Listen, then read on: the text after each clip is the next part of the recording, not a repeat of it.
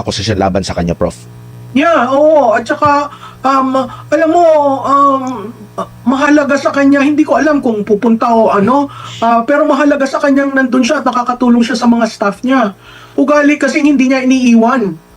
So, itong kay Miss Acosta, siguro it took a while for her to calm down. Mahirap yung ilalagay ka sa impeachment sa witness stand ng impeachment. Oo, mahirap yan. Tapos ikaw pa witness ng kalaban mo. Na parang pag kasi ginawa kang witness ng kalaban mo, lahat ng sasabihin mo pabor sa kanila. Pero sa aking pag-follow, wala akong nakitang pabor sa prosecution sa na kanila, sinabi niya. Kahit anong piga nila na ginawa nila kay Madam Gina Acosta, wala silang napiga. Yun lang.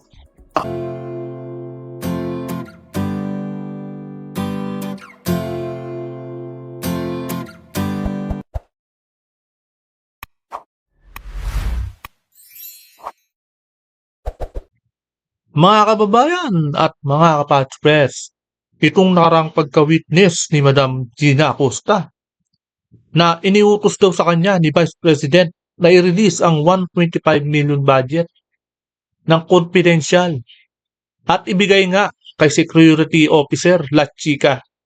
Si Coronel Lachica, mga kababayan. Ito'y naging maugong sa mundo ng social media. Pero sa pagkakataong ito na ang tanong ng iba ay ibinulsa ba ng Vice Presidente ang pera, 'di ba? Kasi nga sa tanong ni Gutan, noong trabaho ro ba ang gumastos ng confidential fund ang isang katulad ni Coronel Lachica? Ngayon, sa tanong na yan, diyan sana sila makakapuntos, mga kababayan. Kasi baka nga naman kung sakaling pumunta sa punto na hindi ginastos nila Chika ang pera, syempre maki-question si Chika, nasa kanya yung pera, di ba? Yan, malamang sa malamang, propaganda na naman si Ligutan, sigurado. Na ibinigay kay Vice Presidente ang iisipin ng taong bayan at iisipin nila yung mga buhayang prosecutor na yan. Ipopropaganda nila yan. Ibubulgar nila sa taong bayan. Hindi bulgar yung ibabandera. Di ba? Na kung ibinigay kay Vice Presidente Inday Sarang pera at magkakaroon sila ng conclusion. Na malamang sa malamang. Di ba?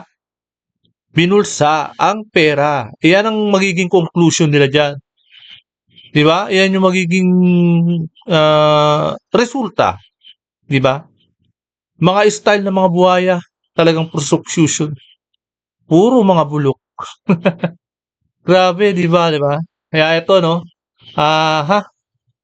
Bago po natin panoorin ang video, welcome po muna sa aking channel. Ito, at muling nagbabalik ang inyong lingkod, Pads Press TV. Kaya ito po, no? Umpisa po natin ang video ito kung saan nag-analyze si Madam Malu Tequia tungkol dito sa impeachment na to. At pinaliwanag niya naman, di ba? Ito, papaliwanag niya. Gina Acosta po. Well, alam mo, Admar, wala ka masyadong makukuha kay Miss Acosta kasi sinasabi lang niya ano ang nangyari, di ba? Ano nangyari, bakit general, kasi general ang sinabi na ilagay, makikita mo sumusunod siya sa utos. Pagkatapos, tama rin naman dahil wala naman siyang intelligence know-how. Paano siya maglalagay doon ng specific? So yung specific nanggaling doon sa intelligence officer ni VP. Pangalawang sinabi niya, sinabi sa kanya, i-encash na, pumunta siya doon, nag-encash siya, linipit siya sa bag. Hindi ako nag-agree ng paggamit ng AI na yon. Kasi, ang 150, no? Malamang, kahit sino naman, hindi mag-agree sa AI photos generated na yon. Kasi, malaking kabalastugan kasi pandaraya yun, ginagawa ng prosecution. Kasi, kumbaga, propaganda na inilalahad nila sa taong bayan. Pinapakita nila na eto ang laki-laki ng pera. Gano'n, 'di ba? Ang laki ng bag, ang laki nung itsura ng pera, puro mga AI generated, 'di ba? Kaya 'yan nasosoklak sila ng ano, ng taga-depensa ni Vice President Inday Sara. Kaya object ng object, eh. Do'n pa lang, latagan ng proofs. Sa kanila, latagan ng pekeng proofs, 'di ba? Magkano nga yung total na una? It's 150, right? Nasa mga ganyan po. Oo, yung 150, Laki naman. yung pinakita nilang AI generated, Oo. masyadong ang laki nun. Malaki na yung hugis ng 1,000, malaki pa yung ilinagay mo sa lansan na ganon. So, hindi ako Pandaraya. nag-agree doon. Pero, in terms of propaganda, ang laki. Magugulat ang tao ba yan? Lalo na kung ikaw ay nagbukas ng television mo at ang una mong binuksan, yun, magugulat ka, ganitong kalaki. Ang pangatlo, wala namang sinabi na binulsa ni BP yung pondo. Nagpakatotoo siya na in-encash Totoo, namin yung yun. pondo tapos linagay Yan, namin yan, sa yan. 5 maitim na bag at yun na, binigay na kay Colonel security Lachica. officer si Nolasco, si La Chica. Lachica. Oo. Ay, kung ako rin, kung ikaw rin, kung may ganong kalaking pondo, hindi ba ibibigay mo yun sa security? Oo, Hindi ikaw ang para hawak hindi ka nun. ma-hold up. Kasi nakakatakot pag nawala yun. Ikaw yung responsible. Oo, yung mga may hawak na mga yung mga security na yan. Para safe kung i-travel o kumbaga ihatid o i-travel ang isang pera. Hindi sa ordinaryong tao mo lang ipapadala. Kailangan mga gwardiya o kaya talagang mga 'di ba, mga ex-marine, gano'n, 'di ba? Sa militar, 'di ba? Sanay na sanay, kailangan mo ma-safe keep ang isang pera. Custodian officer. Hindi ko lang gusto yung pananalita ni Ligutan na parang ang pagtatanong tinatakot si Miss Acosta, no?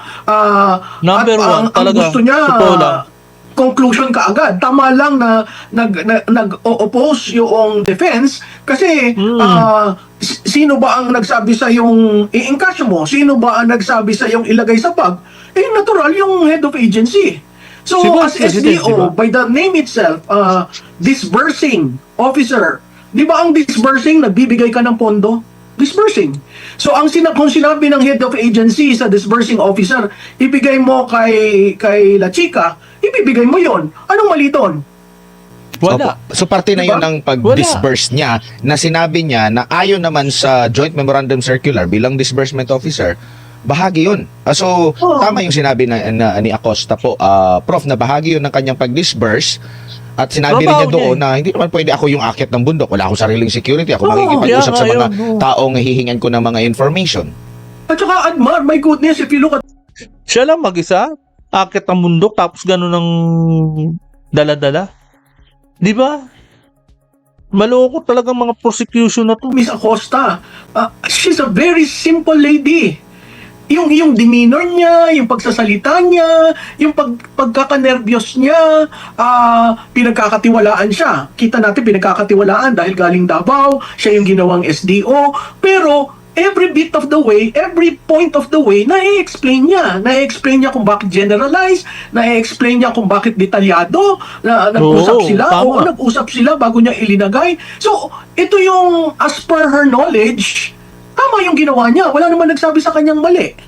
Wala naman kasi sinusunod niya lang naman ang tamang utos ng vice-presidente. Abogado yung vice-presidente natin. Tandaan natin, di ba? Marunong yan kung ano yung susundin na tamang batas o legal para sa mga joint ocular na talagang sumusunod si Madam Gina Acosta, di ba? Opo. Ngayon, ibang klase naman yung kung sasabihin mo, ng bulsa ka ba ng pera? Kita naman natin, hindi Hindi. nila maitanong ng ganon.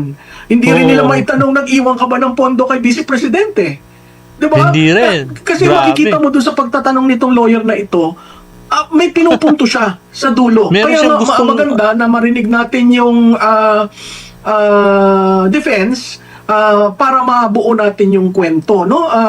Yun nga lang, may mga points doon na pwede na sanang hinusgahan na ng presiding officer, pero makikita mo very lenient. So, tingnan natin kung anong mangyayari. Pero napagalitan po siya ng isang senator, hindi ko lang alam kung pinagalitan ba siya direkta or ano yung isang senator judge po dahil parang nagmamaang-maangan daw, marunong naman daw, pero tingin ko nagre-reflect sa transcription yung the way manalita Si ang isang tao. Kasi minsan, pag Yung taklesang senador na si Erwin Tulfo, 'di ba? Wala nang ginawa kundi maliitin yung mga taga-Bisaya. Buti hindi nagalit sa kanya yung mga taga-Bisaya eh. Yung pananalita ng ganyan, iniinsulto mo. 'Di ba? Dapat hindi siya nag-iinsulto ng ganyan sa pananalita ng mga Bisaya. Iniinsulto niya eh, grabe, 'di ba? nabasa mo, akala mo dire-diretso ito. Kasi Oo. babasa pag magbasa ka lang. Pero pag actual mo na siyang nakausap, baka iba rin. Anong masasabi niyo po doon sa naging puna ng Senator Alam mo, Admar, yung senador na yan, sanay kasi sa pataasan ng boses at bastusan Oo. eh, no? Makikita mo, Bastos, alam mo, ang diba? transcript, walang sound. Kaya kalimitan, pag gusto mong manood, gusto mong makita paano nagsalita, paano ang demeanor, paano ang action. Kasi kung babasahin mo, clinical ang transcript. So makaka-judge ka na marunong magsalita ng Tagalog, marunong magsalita ng English, nakakaintindi. Wala kang pakialam kung gusto niya magsalita ng Bisaya, kung yun ang comfort level niya, no? Pangalawa, itong konteksto nito, she is, anong tawag dito? Anong klaseng witness? Hostile. Hostile witness. Abay, kung ikaw naman, makakuha ka na ganyan, ikaw ay hostile witness. Hindi ba ninervyusin ka? Kaya nga nung umpisa, natutuwa ako kay Ligutan at nagsasabi na, ma'am, inom ka ng tubig, hindi tayo magkalaban. So, okay yon. Pero as it progresses, makikita mo, talagang may tinutuon na gustong maging conclusion. At ako'y natutuwa sa kasimplihan ni Gina Acosta na sabi niya yung dapat niyang sabihin, yung alam niya talaga na ang role niya sa pagiging SDO, di ba? At SDO siya ng Davao. So, technically, hindi bago sa kanya yung trabaho niya. Yun nga lang, mas malaki at saka naibigay na malapit na matapos ang taon. So, kailangan nilang ialat yun. So, mabilisan yun. Kasalanan ba Hindi mabilis? kailangan nila ialat yun kasi kapag oras na naibalik yung sa National Treasury, malamang sa malamang, pagdating ng hearing sa budget, iaawas yun. Alam niyo kung bakit? Sasabihin ng Kongreso at saka ng Senado, hindi nyo pala nagastos ng ganito. Eh di may natira kayo o hindi nyo nagastos. So sige, ganito na lang. Hindi na natin, mabawasan natin ang budget nyo. Kasi kumbaga yung susunod na budget, ima-minus yung mga natira nyo. Yung binalik nyo sa amin, ima-minus yun. Yun yung bibigay namin, yung total ng na-minus na. Ganun ang gustong mangyari, kaya hinahabol yung budget sa katapusan para buo pa rin yung budget na makukuha nila next year.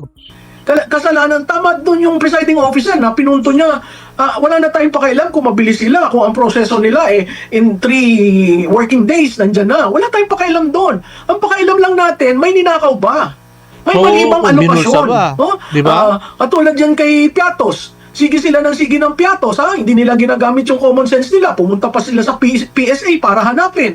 Ano ngayon, hindi nila magamit si Piatos. Kasi si Piatos, 70,000. It doesn't fall into their narrative na si Piatos malaki ang kinuha, kaya yan ang ginagawa nilang example. O ngayon, Hindi nila 70,000 makuha at yung pangalan medicine. ni Piatos. O hindi ba sa bawat propaganda nilang linalabas na nasasarahan ang pinto dahil sa katotohanan? Oo. Opo. So talagang best decision talaga ng pangalawang pangulo na hindi na lang humarap kasi alam na niya yung magiging resulta doon sa Kamara pa lang. At dito siya sa impeachment court haharap at handang kumbaga Master di ba? Master yung mga kongreso na mga prosecution na pahiyain si BP, di ba? Minaster na nila eh. Pagdating nung sa kongreso noon, grabe ang pambabalahura nila. handang sagutin yung mga akusasyon laban sa kanya, Prof. Yeah, oo. At saka, alam mo, mahalaga sa kanya, hindi ko alam kung pupunta o ano, pero mahalaga sa kanyang nandun siya at nakakatulong siya sa mga staff niya. Ugali kasi hindi niya iniiwan. So, itong kay Miss Acosta, siguro it took a while for her to calm down. mahirap yung ilalagay ka sa impeachment sa witness stand ng impeachment. Oo, mahirap yan. Tapos ikaw pa Nakaka-nervyos. witness ng kalaban mo.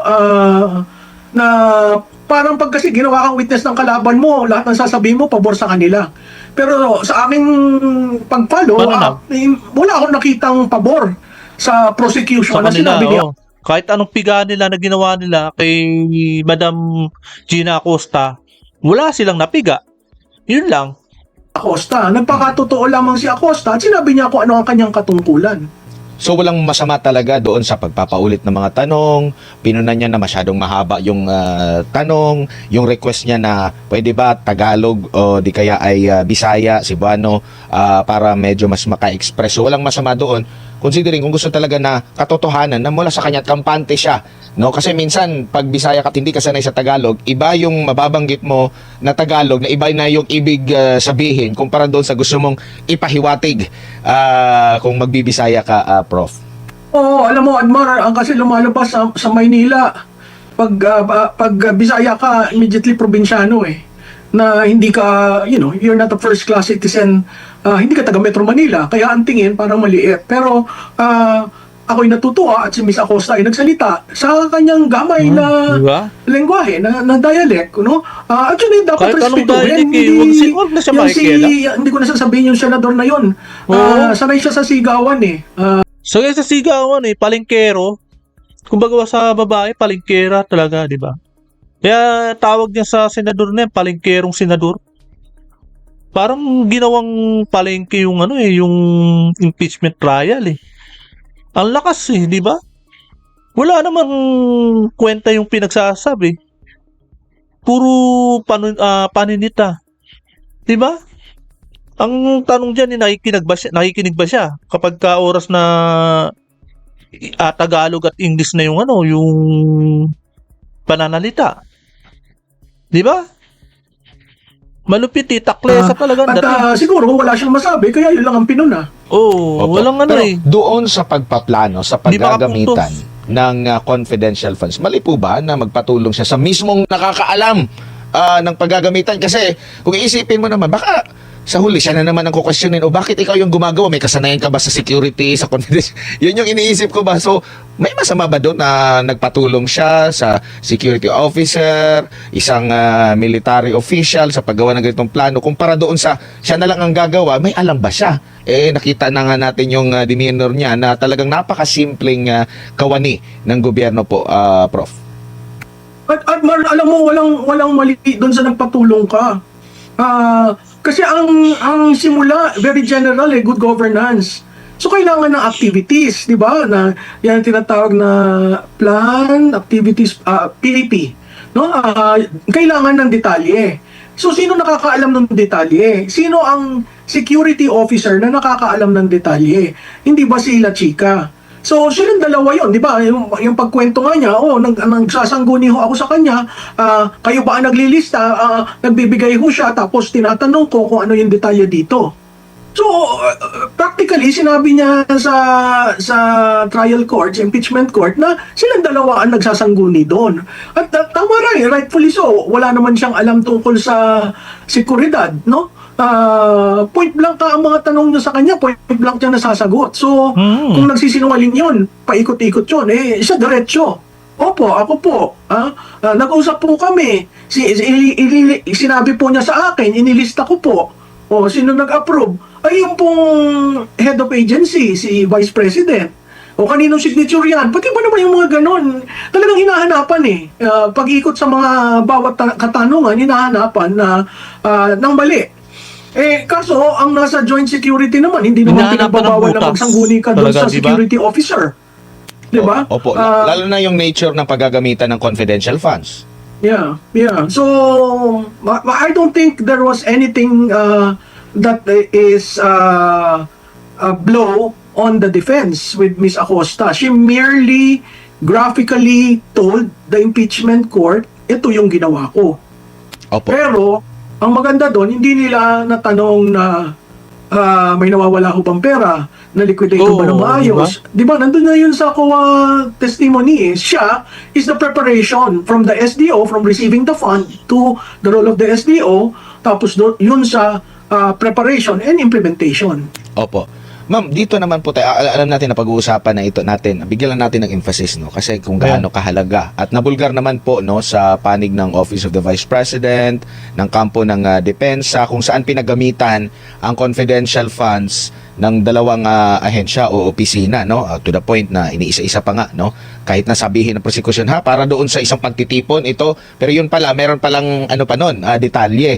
Gaano kahalaga po ito na alam naman natin sa mahabang panahon ang talagang umuusig, tumutuligsa nitong confidential intelligence fund ng gobyerno, itong mga makakaliwang grupo. At Oo, ngayon parang naging yung mga yan- successful ba sila na mabusisi ng husto mabuksan ito at para sa kanilang kapakinabangan sa kanilang interest po at stake yung ating national security lalo na sa paglaban natin sa mga kalaban ng Estado. Well, alam mo, nakikita nyo naman sila sa likod parati, di ba? Consistently, nagmo-monitor sila. Si ano? Kailan Nakita mo si ano, si Franz Castro? 'Di ba nandoon sa ano sa guest room? Ay sa guest room, sa upuan ng mga guests, 'di ba? Nandoon siya eh. Talaga nagmo-monitor sa impeachment eh, 'di ba? kailangan once and for all matigil ng gobyerno itong mga kalaban natin. Matigil na yung mga Domestically, yan kapulitan yung eh. tinatawag na internal security. Mahalaga na malaman ng taong bayan kung anong ginagawa nila at kung paano natin masasawata kasi kailangang magkaroon ng development doon sa mga lugar na ino-occupy nila. Oo, Marami pa tayong probinsya hindi na laging nandun mahirap. sa poorest of the poor. At karimitan, kaya yan poorest of the poor, walang serbisyo ng gobyerno, hindi nakakarating doon ang tulong or Oo. controlled ng mga kaliwa, no? Kasi yung mga makakaliwa, 'di ba? Pagdating sa mga bundok, sila yung maharang para sa mga nagbibigay ng tulong ng mga officer o mga militar. Yan yung mga nag-ano na nagbablock dyan at yan yung mga humaharang talaga. So at kumbaga ano sila, sagabal sila sa kaunlaran ng mga probinsya. Maliwanag, di ba? Kailangang malaman nila kung paano nagre-recruit, kung paano ang kanilang mga anak ay napapasama, kung paano bigla na lang tayo may marireceive sa isang skirmish with the AFP, may namatay na bata na napaka-talented Oo, tama. pero dahil Meron na-recruit. So, ito ay realidad ng buhay natin sa Pilipinas at kung hindi mo gagastusan Yan po, no? Ayan po, mga kababayan at kapads press na malinaw, di ba? Pinigang-piniga si Madam Gina Acosta pero walang napiga, 'di ba? Wala silang nakuha na ebidensya o wala naman silang binigay na ebidensya. AI generated naman, 'di ba?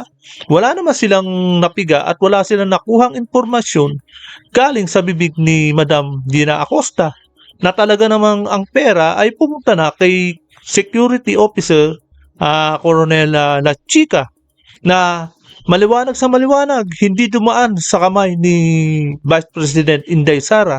At ang higit sa lahat, ang puntong ito, hindi binulsa ang pera, mga kababayan. Kaya ito po, no, hanggang dito na lamang po. At kung hindi ka pa nakakapag-subscribe, please subscribe sa aking channel at para lagi kang updated sa bawat upload ko. Maraming salamat po.